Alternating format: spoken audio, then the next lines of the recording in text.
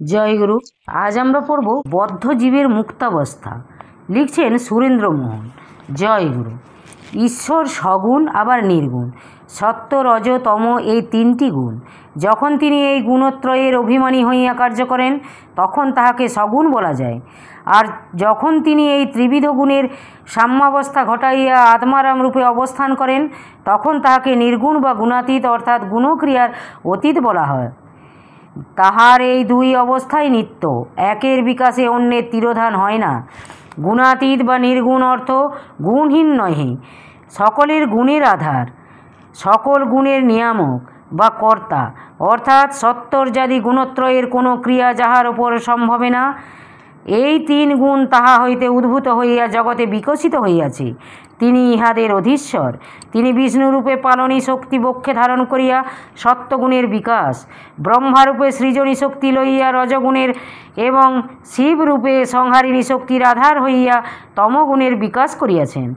এই তিন গুণ অবলম্বন করিয়া অর্থাৎ এই গুণত্রয়ের অধীনে এই জাগতিক স্থূল সূক্ষ্ম উভয়বিধ কার্যের নিয়মন হইতেছে। অতএব স্থূল বা সূক্ষ্মে যাহা কিছু বর্তমান তৎসমস্তই এই গুণত্রয়ের অধীন। ব্রহ্মা বিষ্ণু ও মহেশ্বর হইতে অনুপরমাণু পর্যন্ত এই গুণবন্ধনে আবদ্ধ। বিষ্ণু সত্যপ্রধান, ব্রহ্মা রজপ্রধান ও শিব তমপ্রধান। এই বন্ধনই জগতে মায়া নামে অভিহিত হয়। ইহার পরিচালনকর্ত্রী স্বয়ং মহামায়া, যাহার শক্তি প্রভাবে সৃষ্টি প্রবাহ অপ্রতিহত গতিতে চলিতেছে। এই মহাশক্তি মহামায়াকে প্রীত করিতে পারিলেই ত্রিগুণময়ী মায়ার শৃঙ্খল মুক্ত হইয়া নিত্য সত্য সনাতন সর্বগুণাধার শ্রী ভগবানকে লাভ করা যায়, অন্যথায় নহে। এই ত্রিগুণময়ী মায়ার শক্তি মানব মনের ওপর মাত্রই ক্রিয়াশীল, মনাতীত অবস্থার ওপর ইহার কোনো কর্তৃত্ব নাই। কাজেই মনের লয় হইলে মায়ারও লয় হয় এবং পরম জ্ঞান ও প্রেমময় অবস্থা লাভ হয়। মানব শতপাশবদ্ধ হইয়া আশার মোহিনী মায়ায় মুগ্ধ হইয়া দেখিতেছে তাহার মুক্তি নাই। সে বদ্ধ, চিরবদ্ধ। কিন্তু সে যে রূপেই নিজেকে দেখুক বা চিন্তা করুক না কেন, তাহার হৃদয়ের গভীরতম প্রদেশে থাকিয়া কে যেন অনন্ত সুখের, অনন্ত শান্তির, অনন্ত প্রেমের ও অনন্ত জীবনের গান গাহিতেছে। সে সেই সঙ্গীত সুধা পান করিয়া তাহার অভ্যস্ত। চিরবদ্ধ অবস্থায় সেই অনন্ত অসীম ভাব বুকে করিয়া ধীরে ধীরে জগতে অগ্রসর হইতেছে। দৃশ্যত এই বদ্ধাবস্থার ভ্রম জ্ঞান আশা হইতে সৃষ্টি হয়। আশা মায়ারই কার্যবিশেষ। শত শত বিষয় ভোগ বাসনা বুকে ধরিয়া মানব তাহার তৃপ্তির পথ না পাইয়া মনে করিতে থাকে আমি বদ্ধ। কিন্তু এই বাসনা যে কেবল তাহার মনে, উহার লোপ হইলে যে তাহার বদ্ধভাব দূর হইবে এই কথা সে ভাবিতে পারে না। তাই আমি বদ্ধ, আমি পাপী, আমার মুক্তি নাই ভাবিয়া নিরাশায় দিবানিশি হাহাকার করিয়া বেড়ায়। জীবের স্বরূপ চিদানন্দময়ত্ব, প্রেমময়ত্ব, ত্রিগুণের অতীত নিত্য শুদ্ধ বুদ্ধত্ব। জীব কখনো স্বরূপত বদ্ধ নয়, অতএব তাহার মুক্তিরও আবশ্যকতা নাই। সে স্বরূপে মুক্ত, বদ্ধের অতীত। এই বদ্ধ ও মুক্তভাব মানবের জাগতিক জ্ঞানের অন্তর্গত। মানব যখন মনে করে আমি বদ্ধ, তখন তাহার পক্ষে মুক্তি স্বাভাবিক এবং পুনঃ বদ্ধ হওয়া স্বাভাবিক। কারণ আধারের পর আলো, সুখের পর দুঃখ, হর্ষের পর বিষাদ, মিলনের পর বিরহ। স্বাভাবিক নিয়ম, জাগতিক বিধি, অঘটন ঘটন পটীয়সী মায়া ইহার মূলে ক্রিয়াশীল। অতএব যে আজ বদ্ধ সে হয়তো কাল মুক্ত হইবে, অর্থাৎ আশপাশ ছিন্ন করিয়া স্বস্বরূপে চিরকাল কিছুকাল অবস্থান করিবে।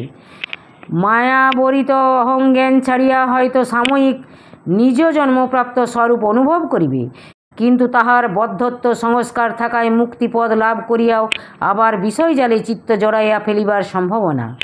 কিন্তু যে ভাগ্যবান জন্ম জন্মান্তরীণ সৌভাগ্য বলে পরম করুণাময় শ্রী ভগবানের কৃপায় নিজের চিরমুক্ত স্বভাব জানিয়া তাহাকে আস্থাবান হইয়া জীবনে প্রতিফলিত করিতে বদ্ধপরিকর হন, তাহার পক্ষে বদ্ধাবস্থা অলীক মায়ার বীজৃম্ভন মাত্র, অন্য কিছুই নহে। সেই ভাগ্যবাণী প্রেমময়কে জীবনের পরতে পরতে অনুভব করিয়া পরাশান্তি লাভ করেন। মানব স্বরূপ সিদ্ধ নিত্য চৈতন্য স্বরূপ, অচৈতন্য বা দেহে আত্মবুদ্ধি তাহার সাময়িক ভ্রম মাত্র। আমি শান্ত, আমি ক্ষুদ্র ইত্যাদি মনোভাব, অনন্ত এবং বৃহতের অনুসন্ধান আমার নিকট নিতান্ত বাতুলতা, একতা নিতান্ত ভিত্তিহীন এবং অপ্রামাণিক। আকাশ অনন্ত, সদা নির্মল শান্ত, কিন্তু দৃষ্টির দোষে আমরা ইহাকে আয়তন বিশিষ্ট দেখি এবং মেঘ ঝড় ইত্যাদির দ্বারা অনেক সময় আচ্ছন্ন হয় বলিয়া অশান্ত ও আধার দেখি। সাময়িক কোনো নৈসর্গিক কারণে যে পরিবর্তন আকাশের ঘটিতেছে, তাহাই কি তাহার প্রকৃত রূপ বলিয়া আমরা গ্রহণ করিতে পারি? মেঘ ও ঝড়ের অবসানে আকাশের নির্মলত্ব অবশ্যম্ভাবী জানিয়া কি আমরা মনে করিতে পারি আকাশ নির্মল নয়? মানব চিত্তে বিষয় বাসনায় ওই মেঘাদির ন্যায় সাময়িক আবরণ, ইহার অপগমে স্বরূপ আপনি যখন ফুটিয়া উঠিবে, তখন মানব যে বদ্ধ, ইহা প্রমাণসহ কীরূপে হইবে? আরও দেখুন, মানব শান্ত হইলে অন্তরের ভাব কখনোই তাহার হৃদয়ে স্থান লাভ করিতে পারিবে না। অনন্ত আকাশ, অনন্ত ময়দান, অনন্ত সমুদ্রের জলরাশি, অভ্রভেদী গিরিশৃঙ্গ কখনোই ক্ষুদ্র মানবের চিত্তাকর্ষক মন প্রাণ মুগ্ধকর হইতে পারিত না। স্বরূপানুরূপ মাত্রই মানবকে মুগ্ধ করিতে পারি, অন্য কোনো বস্তু নহে। নিজ মনোভাবের সহিত যে বস্তুর যত বেশি সাদৃশ্য, তাহা তত প্রীতিপ্রদ। যাহার সহিত মনের যত বেশি ঐক্য, সে তত প্রিয় সুহৃদ। নিজ নিজ অন্তর্নিহিত বৃত্তি অনুসারে, মনের একমুখী ভাব অনুসারে আমরা জগতে ভালোবাসার বস্তু প্রস্তুত করিয়া লই, যাহা দেখিলে প্রাণ মাতিয়া ওঠে। মন কি জানি কি এক অজ্ঞাত রাজ্যের সুখ স্মৃতিতে জাগিয়া ওঠে। তাহাই নিজ স্বরূপানুরূপ এবং তাহাই নিজ স্বরূপের অনুভূতি। মানব অনন্ত অনন্ত শক্তিশালী না হইলে সে কখনোই অন্তরের ভাব হৃদয়ে ধারণ করিতে সক্ষম হইত না এবং অন্তরের দৃশ্য তাহার নিকট তত প্রীতিপ্রদ, হৃদয়রঞ্জক ও চিত্তাকর্ষক হইত না। দৃশ্যত অজ্ঞান বীজৃম্ভিত পাঞ্চভৌতিক দেহধারী ক্ষুদ্র মানব যে অনন্ত হইতে পারে, ইহাই রহস্য। মানব যে সকল ইন্দ্রিয়াদি দ্বারা তাহার নিজ দেহ ও জগৎ প্রত্যক্ষ করিতেছে, সেই সকল ইন্দ্রিয়ের শক্তি সাধন বলে অপরিসীম মাত্রায় বৃদ্ধিপ্রাপ্ত হয়। যন্ত্রাদির সাহায্যেও এই সকল শক্তি এরূপ বর্ধিত হয় যে ইন্দ্রিয়ের অগ্রাহ্য বস্তু ও গ্রহণীয় হইয়া থাকে। চক্ষুর যে শক্তির দ্বারা আমরা সচরাচর বস্তু সকল দর্শন করিয়া থাকি, সেই শক্তি পরিবর্ধন জন্য যদি মাইক্রোস্কোপে ব্যবহৃত কাজ বিশেষের শক্তি ব্যবহার করি বা কোনো কারণে এর শক্তির ন্যায় আমাদের দৃষ্টিশক্তি তীক্ষ্ণ হয়, তবে আমরা দেখিতে পাইব আমাদের দেহ পর্বত সমান বৃহৎ। আমরা আহার করি পর্বত প্রমাণ ইত্যাদি। এই রূপে দৃষ্ট বস্তু মাত্রই অসম্ভব রূপে বৃহৎ বলিয়া প্রতীয়মান হইবে। সেই বস্তুর বৃহতের জ্ঞান বর্তমান অবস্থার ক্ষুদ্রতার জ্ঞান অপেক্ষা কোনো অংশে ক্ষীণ নহে। অতএব আমরা যেভাবে আমাদের দেহকে অনুভব করিতেছি, তাহা যে পর্যন্ত দৃষ্টিশক্তি সত্য, এই দৃষ্টিশক্তির পরিবর্তনে দেহের আকারও পরিবর্তিত হইতেছে।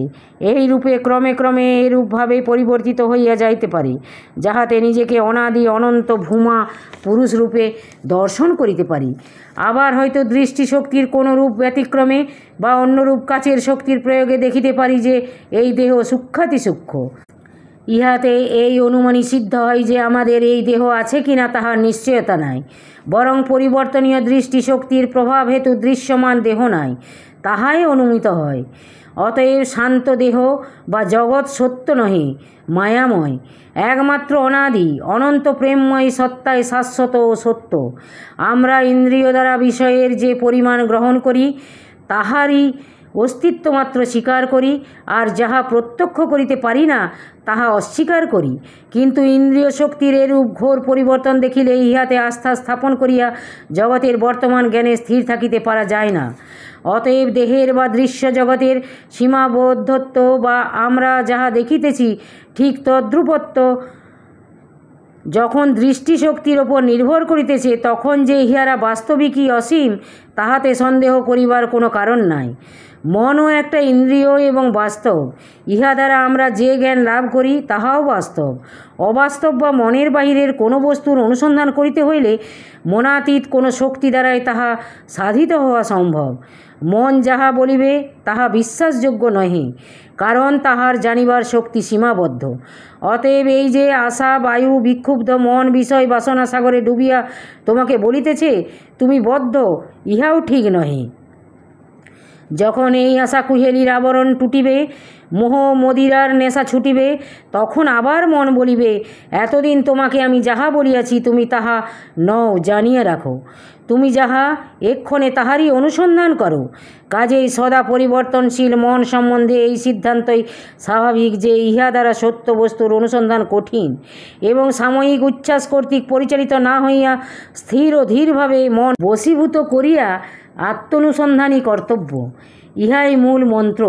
আমি নিত্য শুদ্ধ বুদ্ধ মুক্ত স্বভাব পরম প্রেম স্বরূপ, আমার বন্ধন নাই, আমার ভয় নাই, আমার মুক্তিও নাই। অহর্নিশি এই ধ্যান, এই জ্ঞান করিয়া এই চিন্তায় ডুবিয়া থাকিলে আত্মস্বরূপ রূপে যিনি অবস্থিত সেই নিত্য সত্যস্বরূপ পুরাণ পুরুষ আত্মপ্রকাশ করিয়া আমির বন্ধন টুটাইয়া দেন এবং প্রেমের অভিসিঞ্চনে হৃদয় মন প্রাণ সুশীতল করেন। এই প্রেমময় স্বরূপ লাভ কেবল মানুষ জীবনেই সম্ভব। তাই মানব জনম দুর্লভ বলিয়া মহাজনগণ কীর্তন করিয়াছেন। আমি বদ্ধ এই ভ্রমের আরেকটি কারণ নাম ও রূপ। যদিও নাম রূপের প্রকৃতিগত কোনো অস্তিত্ব নাই, তথাপি মায়ার আবরণে আবরিত হইয়া ব্যবহারিক জগতে নামরূপী প্রধান স্থান অধিকার করিয়াছি। নামের মাধুর্যে রূপের মোহে জীব আপনহারা হইলেও প্রকৃত জ্ঞান বা প্রেমের উদয়ে যখন নাম রূপ বর্তমান থাকে না, তখন পরমার্থত ইহাদের অস্তিত্ব স্বীকার্য নহে। সদা নাশশীল পাঞ্চভৌতিক দেহখানি তাহার কোনো নাম লইয়াই উৎপন্ন হয় না। ইহাতে নাম মাত্রই আরোপিত হইয়া ব্যবহারিক জগৎ চলিয়া থাকে। অতএব যাহার ব্যবহারিক সত্তার বাহিরে কোনো সত্তা নাই বা ব্যবহারিক জগতের বাহিরে যাহার সত্তার কোনো আবশ্যকতা নাই, তাহা মানবের সর্বাভীষ্ট দাতা হইতে পারে না। যাহা সকলেরই রূপ, তাহাই প্রকৃত নাম। কাজে নাম ও রূপের আকর্ষণে মুগ্ধ হইয়া মায়ার করে ক্রীড়াপুত্তলি হওয়া ভ্রমাত্মক ভিন্ন আর কি হইতে পারে। নামের প্রয়োজন নাই, আমাদের নামেরই প্রয়োজন। রূপের প্রয়োজন নাই, আমাদের রূপহীনেরই প্রয়োজন। যাহা বাস্তব তাহা নাশশীল। যাহার উপরে কোনো বস্তুর ক্রিয়া উৎপন্ন হয় না, তাহাই মাত্র স্থায়ী। নাম ও রূপের মধ্য দিয়া নাম ও রূপহীন বস্তু শুদ্ধ সত্তামাত্র যাহা জগতে প্রকাশিত, তাহা সত্য বস্তু, তাহা আজ নিত্য শাশ্বত, তাহাই মানবের স্বরূপ। মানব স্বরূপত নামও নয়, রূপও নয়। এই নাম রূপের ফাঁদে পড়িয়া নিত্য মুক্ত শিব আজ নিত্যবদ্ধ জীব রূপে পরিণত হইয়া আমার মুক্তি নাই বলিয়া হাহাকার করিতেছি। তাই সাধন বলে এই মনকল্পিত বন্ধন মুক্ত হইয়া আত্মস্বরূপে প্রতিষ্ঠিত হইলেই মুক্তাবস্থা লাভ হইল। ইহাই জীবের স্বাভাবিক অবস্থা। ইহার জন্য স্বর্গাদি কোনো স্থান বিশেষে কোনো মূর্তি পরিগ্রহ আবশ্যক হয় না। স্বরূপ নাম রূপের অন্তরালে অবস্থিত হইলেও যতক্ষণ এই নাম ও রূপের অভিমান দূর না হয়, ততক্ষণ ইহার সাধনাই আবশ্যক। নামের সাধনে রূপের ভজন ক্রমে নাম ও রূপ দূরে সরিয়া দাঁড়ায় এবং নিত্য শুদ্ধ সত্য প্রেমের স্বরূপ প্রকাশিত হয়। জয় গুরু, জয় গুরু। আজ এই পর্যন্তই। যদি আপনাদের ভালো লেগে থাকে তাহলে চ্যানেলটিকে সাবস্ক্রাইব করে সাথে থাকবেন। জয় গুরু, জয় গুরু।